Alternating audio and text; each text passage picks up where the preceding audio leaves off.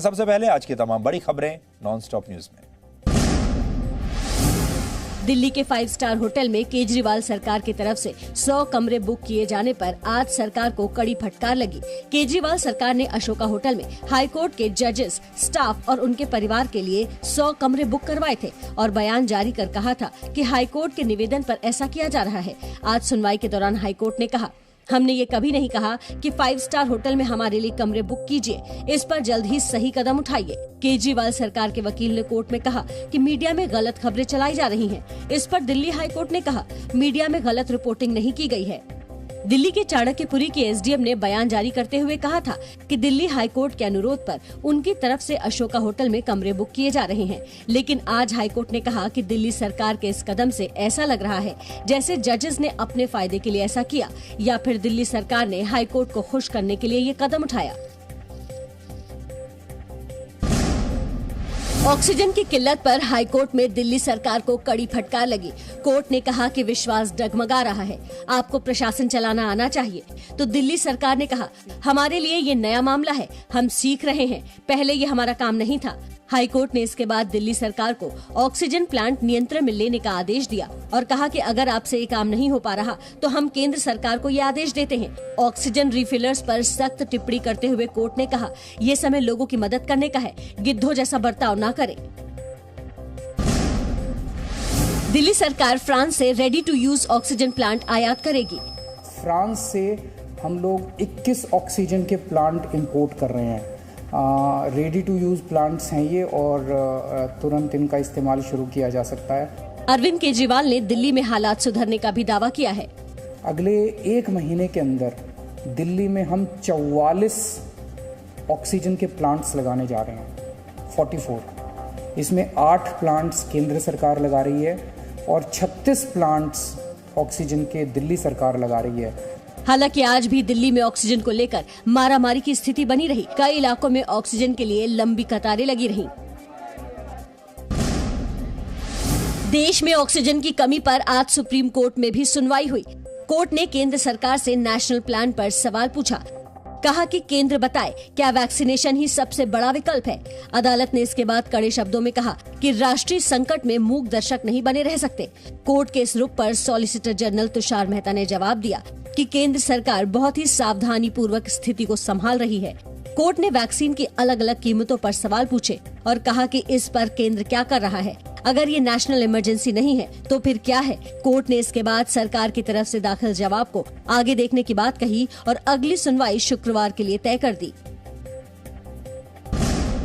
Madras high court के कड़े निर्देश के बाद चुनाव आयोग ने 2 मई को होने वाली मतगणना पर बड़ा फैसला लिया है। चुनाव नतीजे के दिन या उसके बाद विजय जुलूस पर पाबंदी लगाई गई है। 2 मई को 5 राज्यों के विधानसभा चुनाव के रिजल्ट आएंगे। बीजेपी अध्यक्ष जेपी नड्डा ने कहा कि भारतीय जनता पार्टी चुनाव आयोग द्वारा परिणामों के बाद विजय जुलूस पर प्रतिबंध के फैसले का स्वागत करती है। मैंने बीजेपी की सभी राज्य इकाइयों को इस निर्णय का पालन करने का निर्देश दिया है। हमारा हर कार्यकर्ता पूरी ऊर्जा के साथ संकट की इस घड़ी में आम जन की सेवा में निरंतर लगा रहेगा। कोरोना संक्रमण से निपटने में भारत का साथ देने के लिए कई देशों से मदद पहुंचने का सिलसिला जारी है। ब्रिटेन से ऑक्सीजन और मेडिकल सामान आज भारत पहुंचा। विदेश मंत्रालय के मुताबिक इसमें 100 वेंटिलेटर्स और 95 ऑक्सीजन कॉन्सेंट्रेटर शामिल हैं। फ्रांस भी भारत को मेडिकल उपकरण, वेंटिलेटर्स, ऑक्सीजन और उच्च क्षमता वाले ऑक्सीजन जनरेटर भेजेगा। वहीं भारत में तेजी से फैल रहे कोरोना संक्रमण को विश्व स्वास्थ्य संगठन ने खतरनाक बताया। WHO भारत में अपने स्टाफ और जरूरी सामान भेज रहा है। WHO ने कहा, जो भी संभव होगा सारी मदद करेंगे। यूरोपियन यूनियन ने जल्द ही ऑक्सीजन, दवाइयां और मेडिकल उपकरण भेजने का ऐलान किया है। फ्रांस ने भी कोरोना के खिलाफ लड़ाई में भारत का साथ देने की बात कही है। फ्रांस के राष्ट्रपति इमैनुअल मैक्रों ने अपनी फेसबुक पोस्ट में हिंदी में लिखा, साथ मिलकर जीतेंगे जंग। वहीं कल अमेरिका के राष्ट्रपति जो बाइडेन ने प्रधानमंत्री नरेंद्र मोदी से फोन पर बातचीत कर हर संभव मदद का भरोसा दिलाया था। मुंबई में बढ़ते कोरोना संक्रमण को देखते हुए अब ड्यूटी पर तैनात सभी पुलिस कर्मियों को डबल मास्क और फेस शील्ड लगाना होगा। मुंबई के पुलिस कमिश्नर हेमंत नगराले ने सभी पुलिस कर्मियों की सुरक्षा को ध्यान में रखते हुए नया आदेश जारी किया है। ड्यूटी पर तैनात पुलिस कर्मियों को उस वक्त डबल मास्क और फेस शील्ड लगाना अनिवार्य होगा जब वो ग्रुप में या वाहनों की चेकिंग, नाकाबंदी का काम कर रहे होंगे। सारे सीनियर पीआई और जोनल डीसीपी को ये सूचना गया है कि डबल मास्क और फेस शील्ड लगाएंगे जो भी नाकाबंदी, फिक्स पॉइंट और इतर फील्ड ड्यूटीज पर डिप्लॉयड है। कोरोना संक्रमण की वजह से अब तक मुंबई पुलिस के 100 से ज्यादा जवानों को जान गंवानी पड़ी है। फ्रंटलाइन वर्कर्स होने की वजह से मुंबई पुलिस के 90% जवानों को वैक्सीन लगाई जा चुकी है। इनमें से 45% पुलिसकर्मी वैक्सीन की दूसरी डोज भी ले चुके हैं। दिल्ली के अपोलो अस्पताल में मरीज की मौत के बाद उसके परिवार वालों ने अस्पताल में हंगामा किया। नाराज परिवार वालों ने डॉक्टर और नर्स पर ब्लेड से हमला भी कर दिया। बीती रात 62 साल की महिला को इलाज के लिए अस्पताल लाया गया था, लेकिन इलाज न मिलने की वजह से महिला की मौत हो गई। इसके बाद परिवार वालों ने अस्पताल में तोड़फोड़ की।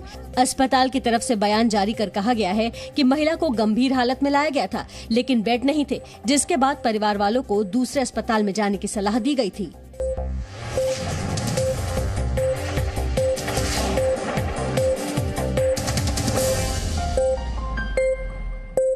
Presenting B News app, available on Google Play and App Store. Download it now.